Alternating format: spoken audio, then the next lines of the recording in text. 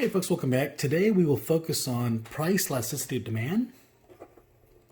Price elasticity of demand. So again, elasticity will measure the response by consumers when there is a price change. And now we can focus solely on consumers, the demand. We can then denote price elasticity of demand as the following: big E sub P for price, sub D for demand.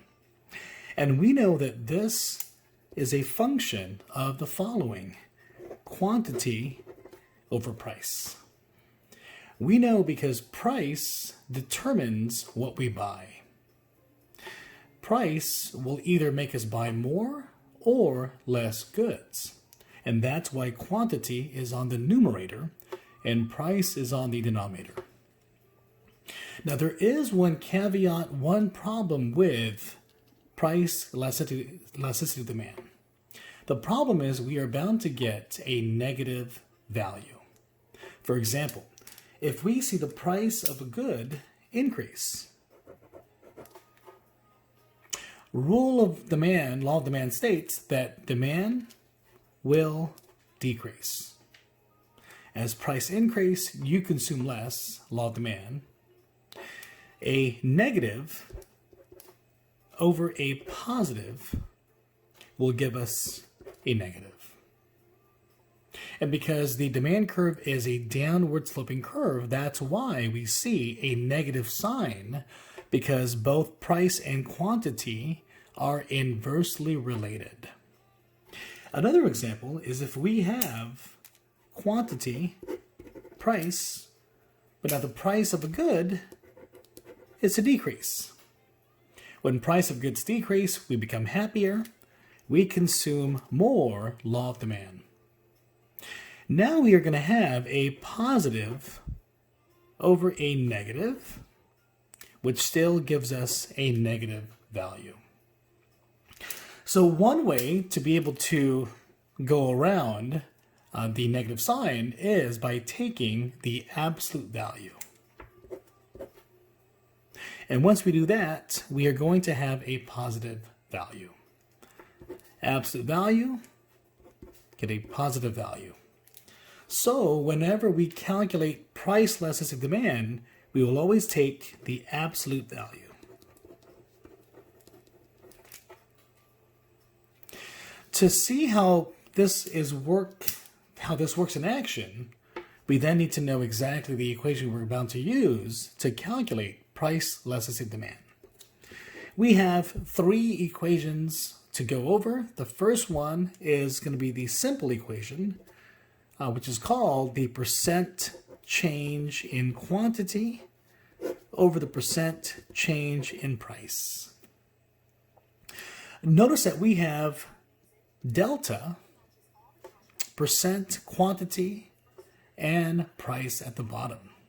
This delta triangle represents the change.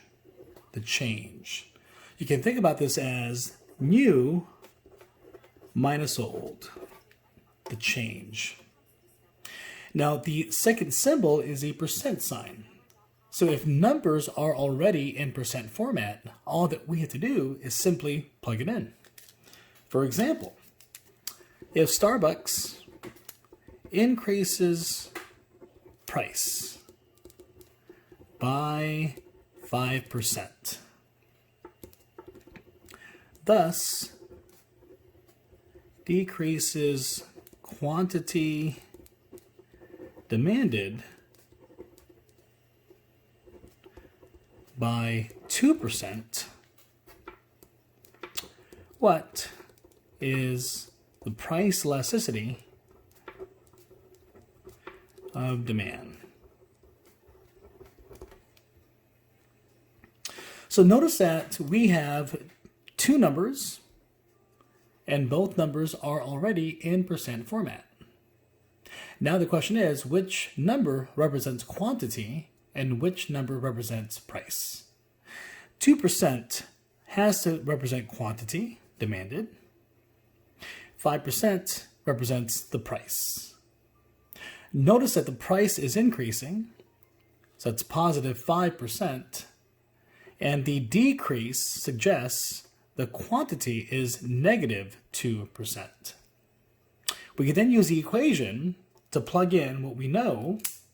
So now we're going to have our big E sub P sub D, and now we can put a negative 2 to represent quantity, decrease, and a positive 5 due to the increase in price.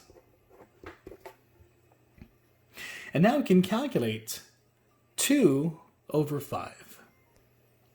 Once we calculate, we should get a negative 0.40. So again, we cannot have a negative sign in elasticity because the range starts from 0 to infinity. And since this is demand, we know we are bound to get a negative sign, so we must take the absolute value to get the final answer of 0.40.